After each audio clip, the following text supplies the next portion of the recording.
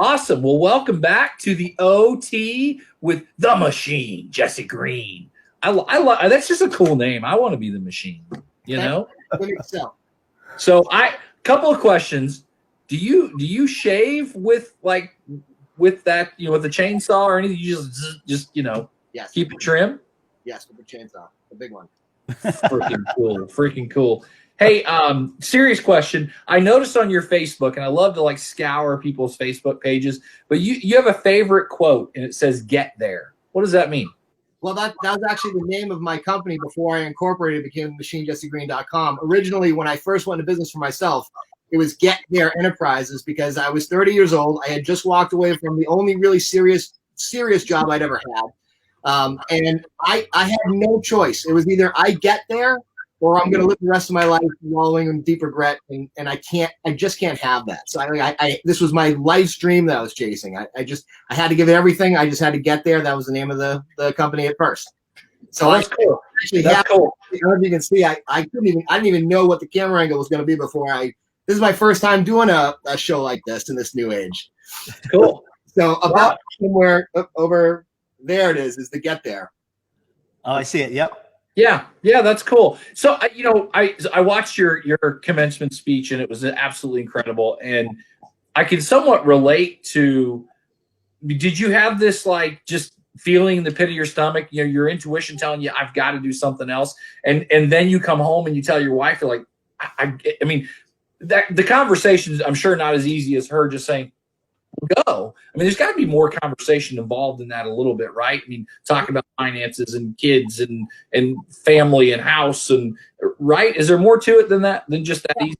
But she'd been watching me for years, just suffering, dying the slow death of being relegated and sentenced to do something, sentenced by myself to do something that I didn't want to do, and for all the wrong reasons, and just pushing through, thinking that there was no other choice. And if you don't have something in life where you're like, I've got to do this, then there's no reason for you to not learn to love where you're at. And maybe if you need to make some changes, then make some changes. But for me, it was like, I've gone in the wrong direction.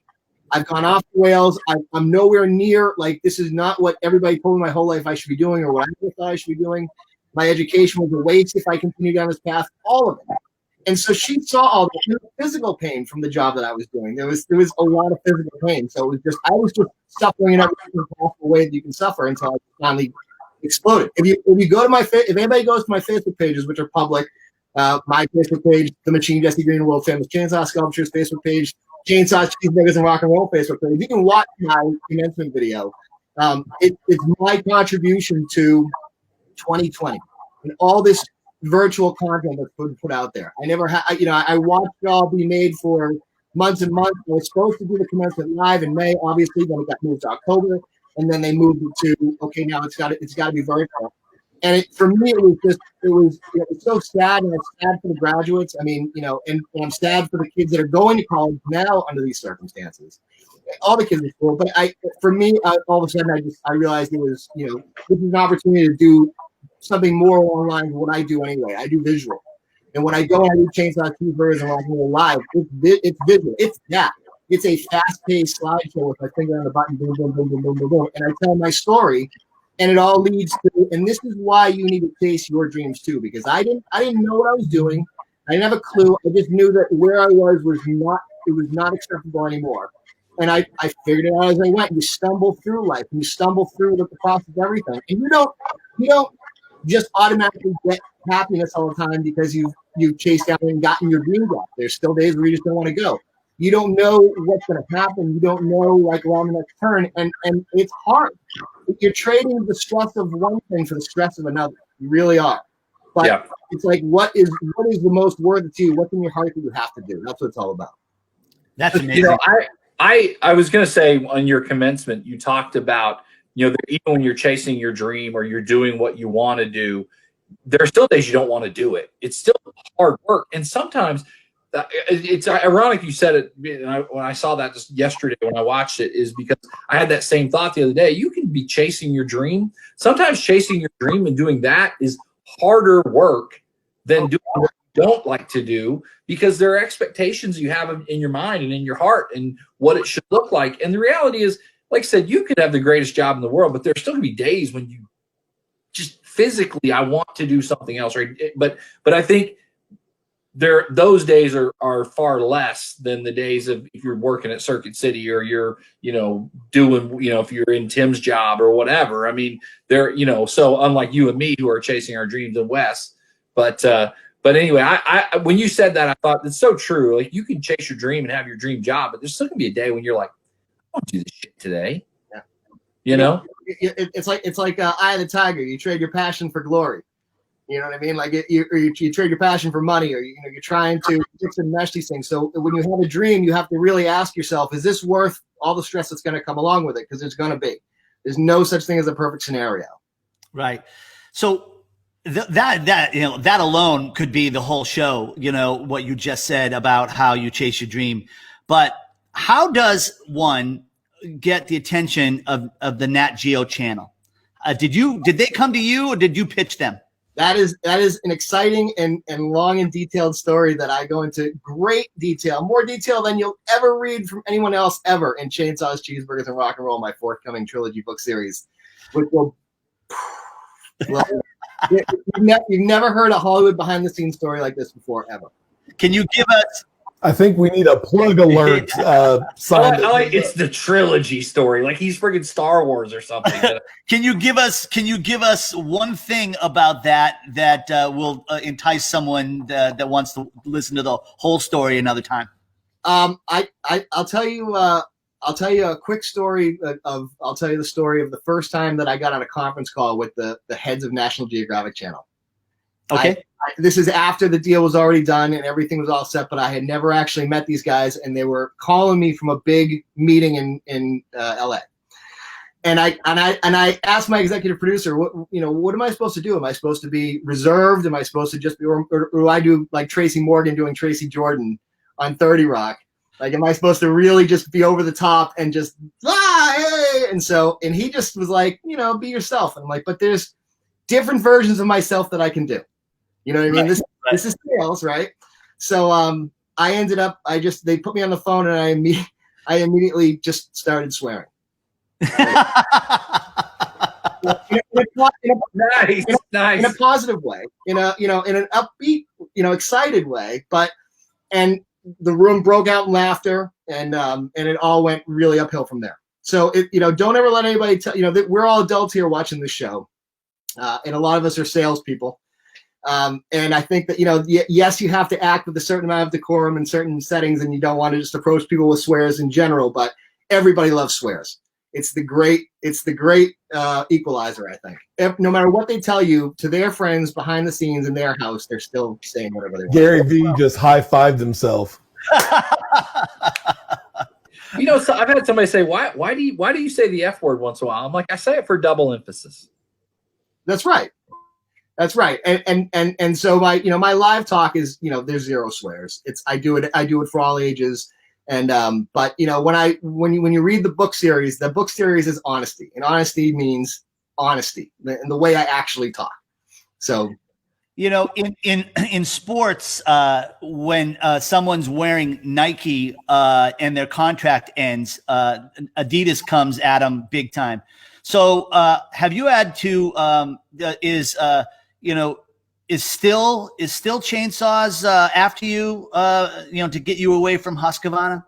No, I haven't had any dealings with Steel, but Husqvarna treated me very well for the years that I was with them. I went all over the country with those guys, and we did a lot of stuff, and I have all those products, so I'm cool. I'm protected.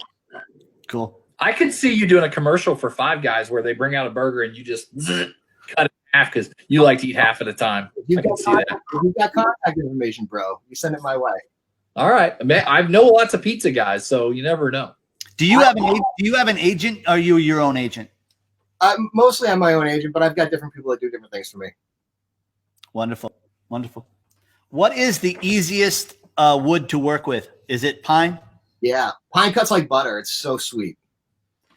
Do you ever see a piece of wood and you're like, this is exactly what I need for this project? And then you're into it and you cut something wrong? No, I'm perfect. Okay. I love it. Hey, he's not going to answer that question because I know. About that. He's like, nope. No, but you can cut. Nope. It happens all the time that I'll cut into something, and all of a sudden there's something there that you couldn't see from the surface, and then you have to deal with it, and that makes it, a less than perfect challenge. But I figure out. But it's, and that could be anything from. I mean, you could be cutting in, and this is, part of the danger of it is you're cutting in, and all of a sudden you hit a big chunk of metal that was planted by the pilgrims, and it's, you get and you have the chainsaw flying back towards your face. And then you now have to figure out, okay, how big is that? Where is that? How do I dig around that? I need that cut right on that spot. God, it's like it's the equivalent of in somebody else's job when you have to deal with a TPS report being dropped on your TPS report. Yeah. What sculpture are you the most proud of? Well, I did not to make things too serious, but I did a battlefield cross for somebody, and that was probably the one that yeah. But other than that, the WWE, ESPN, the stuff that got me in the Washington Post, it's on down the line. The stuff on my website, themachinejessegreen.com. There's so much of it. If you want to just look at like cool different chainsaw sculptures, you'll entertain yourself for an hour. How big? How tall are you? How big a guy are you? I'm 7'7". Well, that's about what I figured, and so I wondered why they hadn't approached you to be, in the WWE. Bill Bratsky. Giant. I'm like somewhere between 6 foot and 6'2", depending on the day. Yeah, I feel you. My official answer to my weight is 300 pounds, which my daughter, who's 8, loves to repeat to people, and then that gets around, and it gets back to me that people think I'm 300 pounds, and that tickles me. My wife's like, "You're not 300 pounds." I'm like, "No, I am. I am." We jokingly in our house, I have an 8-year-old daughter, and we jokingly about 4 years ago said, we're rich and we don't apologize. And then her daughter decided to start saying that everywhere we went. It's just not good. So yeah, my wife wasn't happy about that, but we still say it jokingly. So what are you working on now? Now I'm working on being a homeschool teacher because 2020 is weird. Yeah, that's what I'm working on. I'm not doing any more carving for the rest of the year because I can't. Yeah. Homeschool stuff is hard, isn't it? Yeah. They changed math. I don't know if you got the memo. I'm 50. It changed a lot. I can tell you that there's no doubt. Our daughter actually last night was sitting on a computer and she was doing some stuff and she's this and this. And I'm like 24. And she's like, "Dad, I have to show my work." And I'm like, "No, to 24. But it is. It's different. We just had a conversation about this the other night because she's just like me. She looks at math and goes, "Ah!" I'm in arts and in English and that kind of a person. Awesome. Very cool. Well, what else you got? Where can everybody find you? Well, you can definitely find me at themachinejessegreen.com for all things chainsaw sculpture related, and chainsaws, cheeseburgers, and rockandroll.com. There's going to be a lot of exciting stuff happening with that in the next, from now until every year until for the rest of my life. That's the big thing, is that taking my story and figuring out how to give it back and try to help somebody else that's going to help other people to read this and hear this and see it live and go, "Oh my gosh, like I can apply that to me." I'm already seeing the proof, and that's the greatest, Nice. Are you on Instagram? What's that? Are you on Instagram? Technically. I have Instagram. It's not my favorite. I'm still a staunch Facebook guy, but I do have Instagram. Yes. Okay. Cool. Well, that's all I got today. Timmy, you want to wrap up the OT today? Yeah, sure. Jesse, can't thank you enough. We don't live that far from each other. What town are you in exactly? Medway, Mass. Medway. All right. So I'm right over the New Hampshire border. When this craziness ends, you and I are going out for a beer and a cheeseburger. Absolutely. For sure. And I really do appreciate you taking some time to not only promote your positive message, but to spend it with us. Thanks, man. I appreciate you guys. Have a good one. And you too. See you guys. Be incredible. You too. I love it.